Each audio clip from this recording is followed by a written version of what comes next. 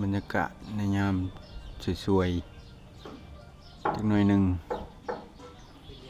ในการเฮ็ดเฮือนก็ได้70%แล้วนี่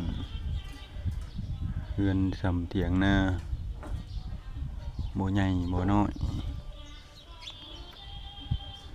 ตอนนี้กำลังนิ่งเพียกตัดขาวมัน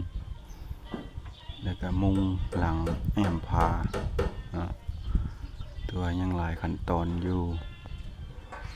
ก็เลยได้มาอัปเดตลงคลิปวิดีโอนี้ให้ FC ได้เบิ่งได้ชมลงมานั่งเบิ่งนะในช่วงว่างๆก็ได้ถ่ายลงจักหน่อยหนึ่งนะเป็นกำลังใจคือเก่าทุกคนเนาะอากาศก็เย็นเอาเป็นกำลังใจให้ทุกคนที่กำลังสู้งานอยู่เป็นกำลังใจให้ทุกคนที่พบปัญหาทุกคนเนาะ